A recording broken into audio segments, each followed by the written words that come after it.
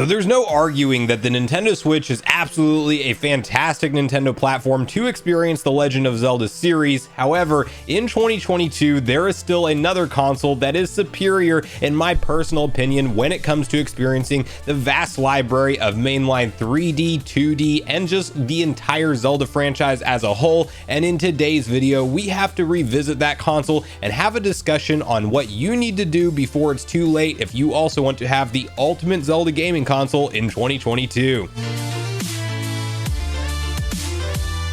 What's up, nation? If it's your first time on the channel, make sure you join Sunbro Nation by subscribing below. Hit the like button on this video if you enjoy it today, and make sure you turn on your bell notification icon so you're kept up to date with all the newest gaming news. Now, as I mentioned, guys, we are looking at today what I would consider to be in 2022 the ultimate Legend of Zelda game console experience that you can have, period, because while we wait for NSO to continue to grow and add in more of a back catalog of Zelda games that are not available right now, there is one console out here that quite honestly will probably have some Zelda games that we will never see playable on the Nintendo Switch online portion of things, even into the far distant future. And you have certain games in question like Wind Waker and Twilight Princess HD, whether or not they'll ever make it over is still a question mark right now. And you have one console out here that delivers all of those experiences, and again, some that you may never see playable on a TV screen, at least anywhere else, one of which will be booting up.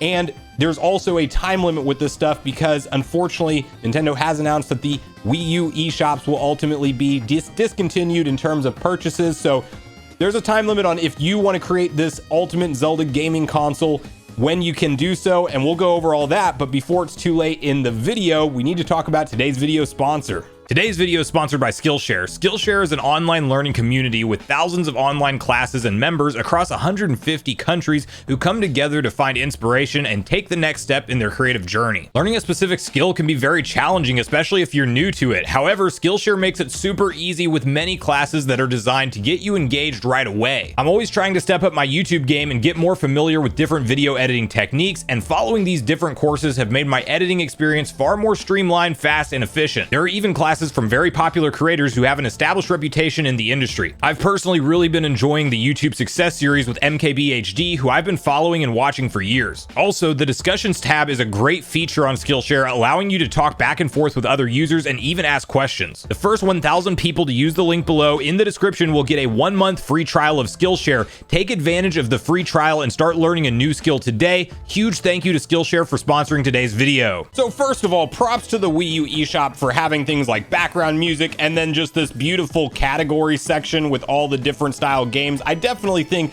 there's a lot that Nintendo could take on the Switch eShop that was already a part of the Wii U eShop that would be very easy to pull over, but we're going to focus on the Legend of Zelda games that are available on the Wii U eShop right now. Granted, some of these you can own physically, obviously, such as the Legend of Zelda Breath of the Wild. In fact, we'll just show off the games that if you want to have them physically that are playable on the Wii U that you will want to pick up. So Legend of Zelda Breath of the Wild, of course, I would rather own that on the Switch, but you should own it on both platforms if you just want to be a hardcore Zelda collector.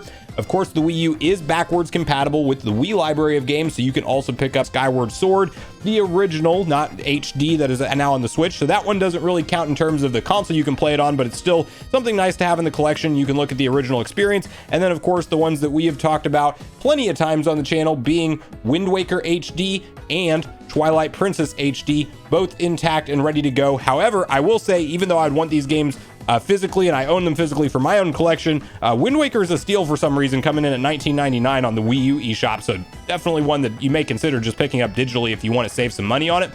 So right out of the gate here, obviously, so far, these are playable on the Switch. No big deal. A game that sets it apart, and there will be multiple, or two different ones that set it apart, that I think these are the ones that I personally believe, and one of which I purchased today, and I intend to go through and actually purchase the rest of these, but you know, for the budget's sake right now, I figure I'll pick up one and make it for the video. Phantom Hourglass and Spirit Tracks. These are Nintendo DS titles that are up-resed and able to be played through Virtual Console with your game touchpad and, of course, your stylus pen on the Wii U. I don't think, unless if Nintendo ever decides to get creative with a controller and make it a dual screen experience again in the future of the Switch era or the next gen console, whatever they have planned, unless they go back to that dual screen concept, I don't think we ever see these games playable on a TV again. And that was one thing that you could almost argue that before the Wii U, the GameCube was the ultimate Zelda console, and it really was for a period of time, because you had all the access to the Game Boy line of Zelda games through the Game Boy player, as well as the collection disc, like the Zelda Anniversary Collection disc that we saw, where it had Zelda 1 and 2 from the NES. You could essentially play the entire library of Zelda games on the GameCube up to a certain point in time. Clearly that is not the case anymore. And then of course, you know, you also have Skyward Sword, the original, digitally downloadable for $19.99. The game I just purchased today for the video, Zelda Phantom Hourglass, Zelda Twilight Princess HD, still a full $49.99. Ocarina of Time, I would actually recommend, even though these are viable ways to experience Ocarina of Time and Majora's Mask, don't pick up the Wii U Virtual Console ones, just because Nintendo did a weird decision in the Wii U era of gaming where the N64 emulation had a dark screen filter over it, so it really is not enjoyable. It tones down the colors, everything looks extremely dark compared to how the game should look and how it pops, you know, with the current Nintendo Switch Online. Now you have Hyrule Warriors technically a part, but also like a spin-off Zelda type game, more of a Warriors game with, you know, Zelda cameos involved. And then The Legend of Zelda: The Minish Cap. Now, if we get Game Boy Advance family or Game Boy family of systems, and especially Game Boy Advance on Nintendo Switch Online, this will be irrelevant. But at this point in time, this is a pretty massive Zelda game, and one that I think that fans, if you haven't experienced many 2D Zeldas or even just handheld Zeldas in general, oh my gosh, go play the Minish Cap through and through. Some of the most fun, unique puzzles, fantastic story, kind of the origin of Link's hat, and a very early story in the Zelda timeline, and one that I love playing through.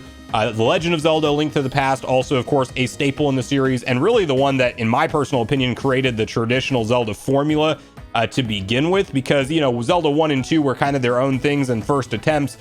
Zelda: Link to the Past is arguably still to this day maybe one of the best, if not the best, in the entire series.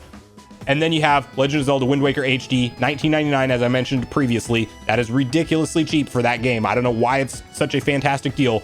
And ultimately you have Zelda 2 Adventure of Link and the original Legend of Zelda. Now, of course, we have some missing titles we have to discuss, such as Link's Awakening from the Game Boy or Game Boy Color era, depending on if you got the DX or the original. That is remade and available on the Nintendo Switch. So of course the Nintendo Switch does get that in its favor. However, the Oracle games are missing from all systems right now, other than the 3DS. So there's not an easy way to play those on the TV today, but the Oracle Ages and Seasons, you could download them from the 3DS eShop or the DS. I can't remember if it's on the DS and 3DS eShop or just one or the other. Regardless, it's on those that you would be able to experience. And I know it's at least on the 3DS eShop. You can go grab those on there. There's not an easy way to play those on a TV right now in 2022, other than if you would also own a GameCube and that Game Boy player, you would clearly be able to experience them that way. Now we will go back through and hop into the home menu here, and we're going to take a look at one of the games that you know, as I mentioned earlier, unfortunately, I don't think we're going to see, and that is none other than the staple DS Legend of Zelda titles known as the Phantom Hourglass and Spirit Tracks. And as I mentioned earlier, we purchased Phantom Hourglass today for the video. Now, Nintendo chose a very interesting display option to emulate these games, which in a perfect world, if I was Nintendo, I would go update this now if we were to ever see these brought back. But they legitimately just have a DS layout on screen, as opposed to letting you take up most of your screen with the screens themselves, which is what you actually want to see. Nintendo, their genius idea was to actually show you the console, because you probably wanted to see the console while you're playing, right? Well, no, I don't want to see the console. And in fact, it's almost makes for an interesting playing experience, because I want to look at the TV while I'm playing, but honestly, the easier way is just to look down at the gamepad to make sure, you know, you were swinging accurately and things like that. And I'm not gonna lie, I don't have the most nostalgia for both Phantom Hourglass and Spirit Tracks. I beat them once each, and while I'm really a fan of the Wind Waker and that whole timeline and storyline of Zelda characters, and definitely enjoyed the kind of continuation of that things, especially with the Phantom Hourglass being the direct sequel to the Wind Waker, you know, I was also somebody who I never felt the compelled to come back and replay these multiple times over like I did with, many different Zelda games over the course of time. So, obviously the interesting mechanic here being that your touch screen is how you're controlling Link with everything, and I'm picking up these rocks by tapping on them, and if you do like a forward slash, that's kind of like your straightforward. Then of course if you draw sideways, that's your side slash, and then you can do a circle and ultimately get your spin attack on there, which we'll see if we can pull off on some enemies here. So an enjoyable experience, but one that, like, I guess as I've just grown up a hardcore Legend of Zelda fan my entire life, it's something that I've always kind of seeked out that console that lets you play all of them. And I've been like that really since I can remember. Like the GameCube, as I mentioned earlier too, was at one point in time the heyday console, or really like the best is the Legend of Zelda console, because that's how I went back and experienced all the handheld Zeldas and the entire like classic collection of Zelda games that I had missed up to that point in time, because I really got into the series during Ocarina of Time. And so I had missed A Link to the Past, Zelda 1 and 2. Unfortunately, that collector edition GameCube disc that is out allowed me to experience those. Then when I got the Game Boy Player later on, I was able to pick up A Link to the Past also on the Game Boy Advance. I did have that version as well, in addition to or that's how I played that one, actually, was on that's the only way that it's playable on the GameCube. I don't know why I'm saying in addition to. So playing that one and then playing the Oracle games, I mean, that was just like the coolest thing ever, that all in one system you could actually have the access to the majority of the Zelda library of games. And that's why it's kind of getting more complex now. And while the Switch has its own games that are definitely notable, there's just still some big missing ones, and there's some that are a question mark that will we ever be able to play these games again on a TV experience. And so we might very well be looking at a one-off and a unique time in Zelda history when these DS games are actually playable on a TV screen. So whether or not that stuff is important to you is debatable, but if it is, you're going to want to do something before we get too much further into the year, because I believe it's March of 2023. Nintendo will not allow any new additional payments to go through on the Nintendo Wii U eShop. So how I purchased this game today, even though there is a feature, and I will have a link to Nintendo's like info page on all this in case you want to get the exact dates and breakdowns, but there is a feature that allows you to add funds to your Nintendo wallet, and then that can talk to your Nintendo account on your Wii U, and you can transfer over the funds that way. And that's technically a way to get funds on there with a credit card, but you have to add them through like the Switch or the online side of things. I did not do that. I chose to go to Best Buy, and not just bestbuy.com rather.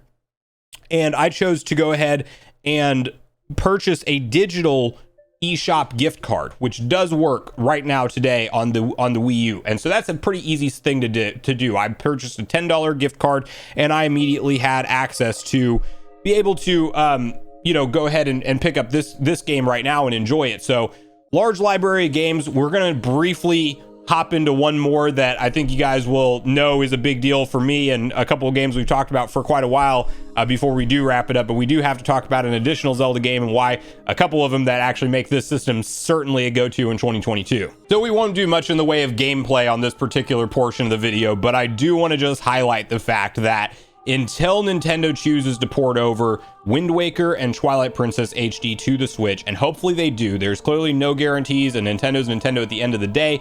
These two games alone, in my personal opinion, is this video a sales pitch to buy a Wii U in 2022? That's essentially what it is, if you're a Zelda fan, because if Nintendo chooses to not port these games, if you are a Zelda fan and you haven't experienced these games in either a long time or ever, these are the best ways to play them and experience them, and they are just some staple 3D Zelda experiences that I think every fan of the series needs to experience. Now, is it Breath of the Wild? No, it's not. It's not open world. It's that more refined traditional formula with dungeons, with items as you unlock the items in the dungeons as you go, classical Zelda puzzles like you'd know and expect and love, some of the best soundtracks, some of the best storytelling, like absolutely incredible games. Wind Waker and Twilight Princess both stand out, awesome titles. I mean, I just can't recommend them enough, and it is a shame that we're really not seeing them brought over currently to the Switch. And so hopefully Nintendo corrects that. And by all means, a year from now, if we get the September Direct and they, let's say, maybe not even a year from now, if we get a month from now, if we get the announcements, you know, I'm losing a little bit of hope that Wind Waker and Twilight Princess are coming this year because we're getting so late into the year. But on the off chance that Nintendo does decide to go ahead and port them, plus they announced the Game Boy family of systems at the upcoming September Direct, well, then at that point we're having a different conversation, especially if the Game Boy family of systems includes Zelda Oracle of Ages and Seasons on the Game Boy Color, and then we get something like Minish Cap on the Advance. So clearly, depending on what Nintendo chooses to do here, the Switch can automatically become the best Legend of Zelda console easily in the future. But at this point in time in 2022, it is hands down the Wii U. And even if we do get all those other Zelda games, if you care about Spirit Tracks and Phantom Hourglass being playable on a TV, it might still be worth adding the Wii U to your collection this year or in the future, but before the end of March 2023, because if you pick up one that doesn't already have that software purchased and downloaded tied to a Nintendo account, well, then there's just quite simply not going to be an easy way to do it. And I don't know what I just did to actually switch. There we go. To switch the TV back, but we'll end the video here, guys. I just wanted to walk down memory lane a little bit together, share some recommendations around Legend of Zelda games that you don't want to sleep on and don't want to miss out on this window of time, because people finding, this video, if it's out, years from now, wouldn't have the ability to actually add these to their collection. So I want to hear from you guys at this point in the video, your personal thoughts and feelings on what is the heyday console for the Legend of Zelda series. Do you think it is the Wii U in terms of just the amount of total titles that are playable on there? Would you argue that it's still the GameCube because of even, maybe price point, even though if you don't own one already, it has gone up dramatically in price? Or would you say that the Switch with Nintendo Switch Online is actually the definitive console for the Legend of Zelda series? And clearly, once Breath of the Wild 2 comes out as a Nintendo Switch exclusive, I don't think we're going to see that ported back to the Wii U for obvious reasons. Well, then it may be a different conversation at that point as well. So regardless of your thoughts and feelings and everything we talked about today, I do look forward to hearing from you all in the comments down below before you leave the video, as I do look forward to getting a back and forth conversation started with you all around these topics. Go watch yesterday's video next if you haven't already, where we discuss a brand new Switch game that just got its launch details revealed and Nintendo's latest comments on the current state of Nintendo Switch hardware and what we are around the corner from in the future. Also, make sure you like, subscribe, turn on your notification bell, and I will see you guys in the next video.